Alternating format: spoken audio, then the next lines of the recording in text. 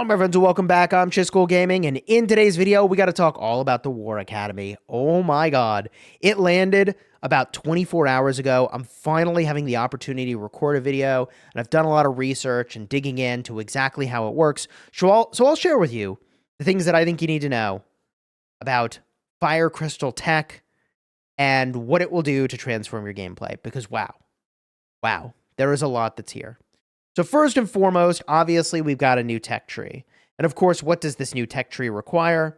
Well, to do research, you need to have steel, and you need to have this other thing called a fire crystal shard.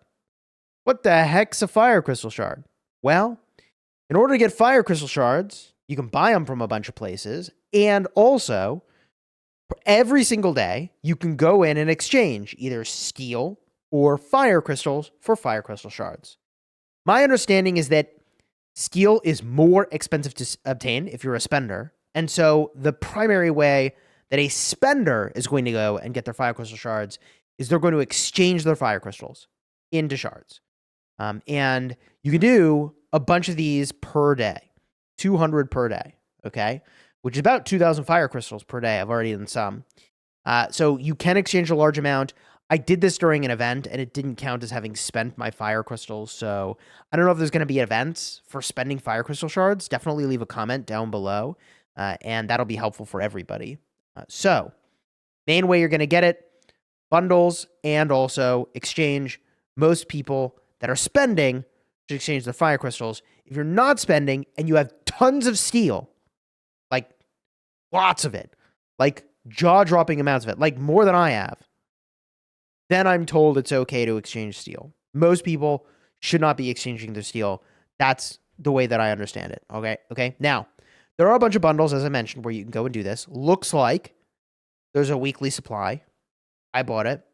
Said it was a bunch of value. It was about $10. Got a bunch of stuff immediately. Got to do a bunch of quests over the course of the week. This is going to be easy for me. Okay, great. I'm going to get this reward. The other place that you can go and buy it, I'm sure it's going to show up in bundles, like obviously. But the cards has it. Fire Crystal Shard weekly card. 4,100% value, chat. I mean, look, it's got steel. It's got Fire Crystal Shards. All right, I'll buy it. Sure. Sign me up. It says it's 4,100%. Okay, I'm in. You have my attention. So that's where I'm getting them from. Now, why does the War Academy matter? Two things. First of all, War Academy, as you upgrade it, is going to give you research speed. Now, research speed, that's pretty slick. Okay? Research speed might not seem like much, but everywhere you can get it's a big deal. Just building the thing, which is really easy to do, gets you 0.5% of research speed. But then 2.5% research speed when you get this thing to FC level 5. Now, presumably it can go further, and you can get more research speed, but FC level 5, 2.5%. Pretty cool. FC 5 is the highest that our state can kind of get to right now, so that might be why that's capped out where that is. Just for an element of perspective, if we go to research and go to growth, I maxed out research speed as one of my very first priorities. I think you should do this too if you haven't already. But this tool enhancement over here is giving me 6.1% for 3 levels, and it was a lot of speed ups. So I'm just saying, you get a lot of research speed off this War Academy, okay? Now, every level you do of the War Academy within a Fire Crystal level is going to give another 0.1% research speed. In other words, you have to do 5 upgrades in order to get to the next level for this building, and each time you do an upgrade, you're getting 0.1% research speed towards that, I suppose, increase in speed that's represented all the way over here. All right. So you have to do 5 upgrades for each level. That's 0.1 for each level, which gets you to the numbers that are shown here, I assume. So this brings us to the thing you're probably interested in, Chiscool, but tell me about the research, baby. Well, it's divided by the troop types. Marksman up top, infantry to the right, lancers down below. Each troop type has the same thing, but just focused on itself. So over here, you've got deployment capacity. I suppose this was a bad example because all sides have deployment capacity, but it has nothing to do with the troop type. But like, here is health for lancers. right? Then you've got the same thing over here, health for infantry. Then you get the same thing over here, health for marksmen, health for marksmen on the other side of the tree. Anyways, you've got the symmetry across all these trees. And what are you working toward? Well, the big thing you're working toward is the T11 troop unlock, obviously, right? Like this is what you're here for. And it ain't cheap. Now, I have a diagram that's going to summarize the total cost for you, but just this unlock, just there's one piece of the research, none of the prereqs, requires Fire Academy Crystal level 5. You got to have Flame Tomahawk to 12, Flame Protection to 12, Flame Legion to 12. That is these Flame Legion, 12. And then, yeah, this one over here, Flame Tomahawk, Infantry Attack, and Flame Defense. GG. All those to 12. But we're not done, because apparently T11 are just, like, crazy resource expensive. I haven't messed with it, so, like, I don't have them yet. I don't know exactly what that looks like. I'm told it's nuts. And there's 3 things that you can get here that theoretically help out a lot. One is Helios Infantry healing cost reduction. Also gives infantry attack. Seems good, right? I mean, attack is not the most important stat for infantry, but like stats and healing cost reduction. Okay. Then you've got troop deployment capacity and training cost reduction. Ooh la la. I mean, the deploy cap is sick. That is a big pickup. All right. Then Helios Infantry First Aid. Healing time reduction. Now, I don't know how much healing time reduction matters in the new view of the world, because you can just go in and batch heal and maybe it's fine and maybe it's more taps, but the batch healing is so fast. By that, I mean they added an auto help feature in the weekly and monthly cards. And so if a player is online that has bought that bundle, they will automatically help everybody else. Huge win. Huge win. So I don't know how important this is in the new view of the world, but obviously stats and 2% defense per level, assuming it's linear.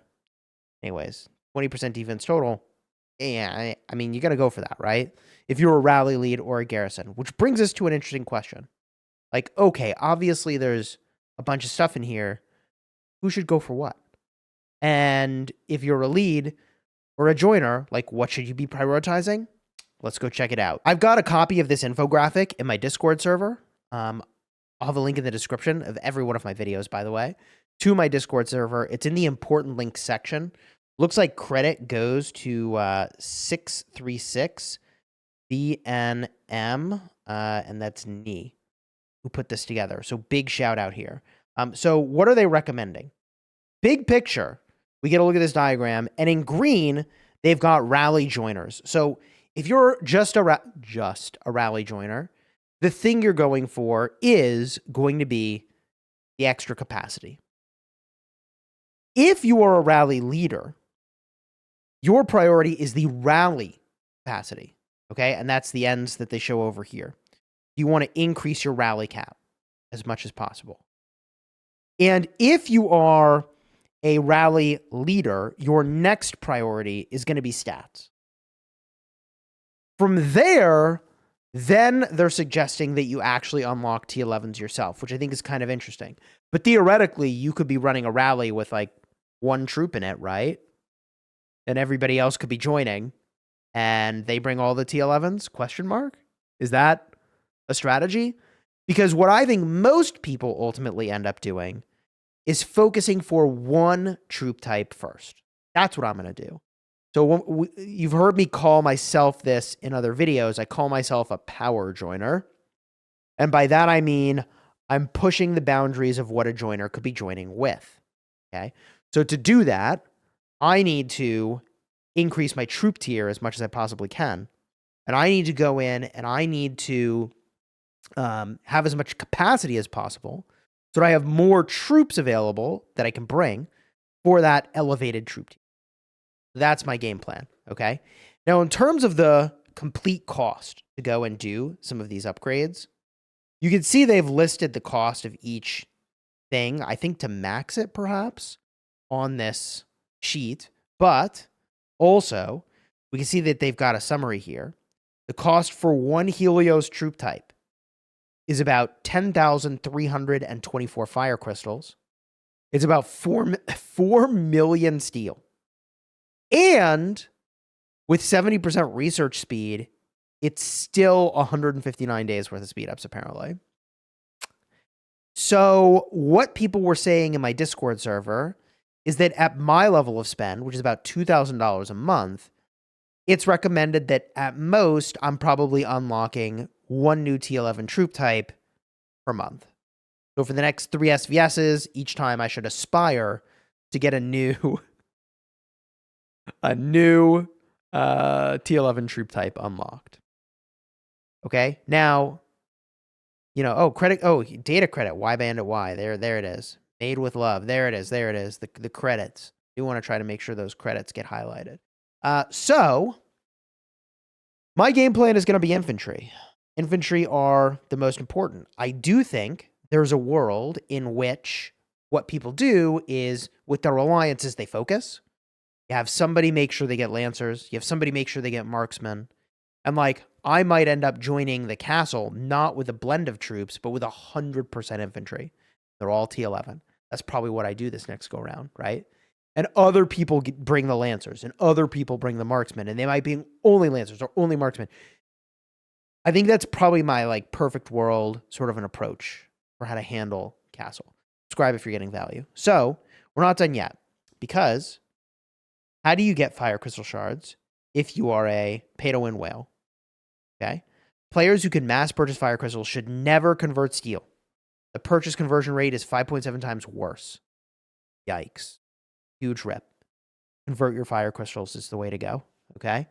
And what they say up top here, if you're a free-to-play or shrimp, players who cannot max purchase or mass purchase fire crystals should never convert fire crystals into fire crystal shards.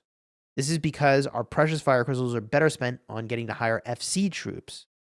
So our source of fire crystal shards will come from converting steel to fire crystal shards, but since steel is also required for all research, I'd recommend keeping a steel reserve of at least 2 million. So if and only if your steel is over 2 million, they're recommending that you could go and use your steel for fire crystal shards. I don't know what the right number is here. This is the work that they've done, and they've even done some steel math for us. Great infographic, really nicely done, guys. So if you collect exploration idle income without forgetting, you would get around 79,000 steel a day, 2.3 million a month. But if we exchange 100,000 steel, 20 fire crystal shards daily, then we would be at negative 21k steel deficit every day. So all that to say, it looks like if you're free to play low spend, the pathway is not going to be converting fire crystals to fire crystal shards. Instead, periodically steel, and if and only if you're over 2 million. As I get more experience with the system, I'll share my 2 cents on this. I don't have the experience yet, so following guides feels like it makes a lot of sense to me, and I'm appreciative of their putting together this incredibly valuable infographic, okay? All of this, like I said, is in my Discord server.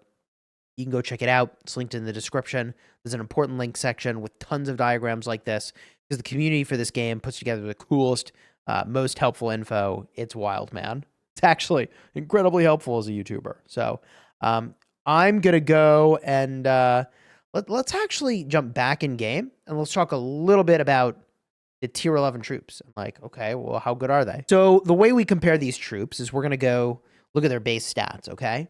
And what was described to me in my Discord server in the community section, shout out to my community, is, look, yeah, it's only a couple points here and there, but when you have multipliers of 2,000%, it really makes a big difference. So how many base stats are we talking about here, Cheesy?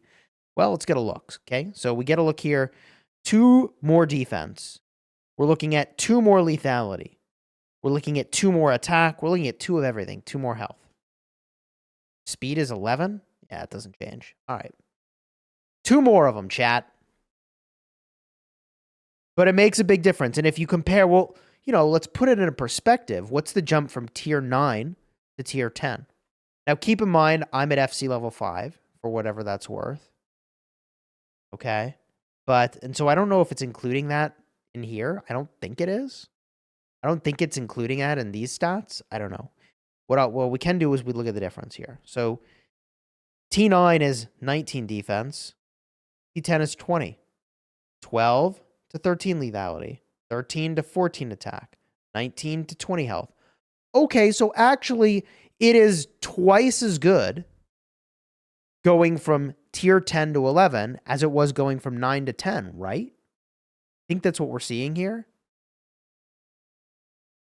Yeah, I mean, if you're defending the castle, obviously you need the best. Right? Like, obviously, you need the best. Or you're going to get outclassed by the people that have it. So T11 is going to be where it's at. Ooh, look how red they are. Ooh la la. Look at him spin that shield. Oh my. Bro is actually just Thor in there. He's summoned Mjolnir.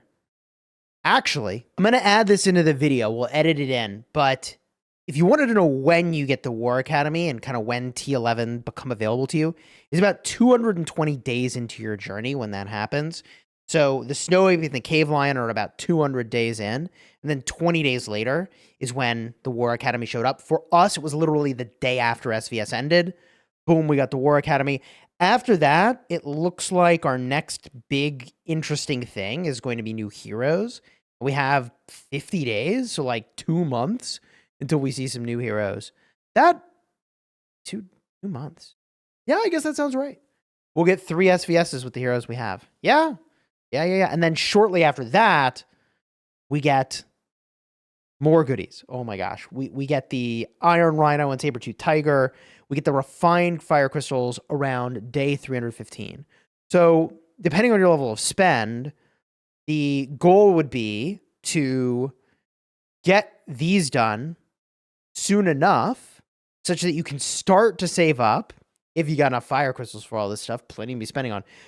Then you want to start to be able to save up, okay, for refined fire crystals and getting to FC level 6, 7, and 8. So, you know, that is about 100 days, 95 days. Ooh, 95 days.